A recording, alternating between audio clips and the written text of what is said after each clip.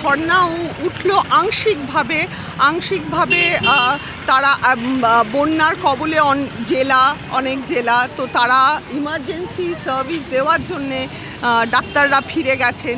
এবং এই যে আমাদের যে আন্দোলন, সে আন্দোলন একেবারেই থামছে না। আমাদের তীব্র এবং কঠোর নজর থাকবে সিবিআই এর দিকে, থাকবে সুপ্রিম কোর্টের দিকে, শুনানির দিকে, যে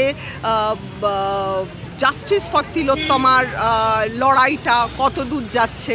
আমি যেটা বুঝতে পারছি ওদের সঙ্গে থেকে এতদিন এবং আজকেও, যে এরা সত্যি খুবই আশাবাদী যে এদের নিরাপত্তাও এনারা পাবেন, জাস্টিসও পাবেন। আশাবাদী বলেই আজকে সিজিও কমপ্লেক্সে গিয়ে ওনারা শেষ করছেন পুরো ব্যাপারটা। মানে আংশিকভাবে কাজে ফেরার আগে ওনারা সিবিআই এর কাছে আরেকবার আবেদন জানিয়ে ওনারা শেষ করছেন, কেননা ওনারা আশাবাদী পুরোটা নিয়েই। এই আশা যদি ভেঙে যায় তখন গন্ডগোল হবে, তখন তো আবার সেই একই জিনিস হবে। আমি আশা করছি সেটা হবে না। ডাক্তারবাবুরা বন্যা যারা ক্ষতিগ্রস্ত হয়েছে তাদের পাশে দাঁড়াচ্ছেন। আজকে একটা টিম চলে গেছে, বিভিন্ন জায়গায় মেডিকেল ক্যাম্প করছে। এই কদিনও ওনারা জনগণের পাশেই দাঁড়িয়েছিলেন, কারণ অভয়া ক্লিনিক চলছিল যে বিভিন্ন জায়গায়। আমি নিজের চোখে একদিন ধর্নায় থাকাকালীন আমি অসুস্থ হয়ে পড়েছিলাম। আজকে কিন্তু কোনোভাবেই মুভমেন্ট শেষ হচ্ছে না, ওদেরও মুভমেন্ট শেষ হচ্ছে না।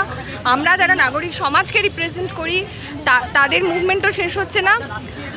ডাক্তাররা কাজে ফিরছেন, বন্যার্থদের পাশে দাঁড়াচ্ছেন এবং আমরা তাদের পাশে সহায়ক শক্তি হিসেবে সংহতি জানাচ্ছি।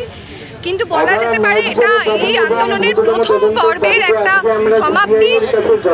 আন্দোলন চলবে, দ্বিতীয় পর্বে যাচ্ছে, সেখানে আমাদের নতুন দাবি তো প্রাথমিক দাবি তো এখনো আমাদের শেষ হয়নি।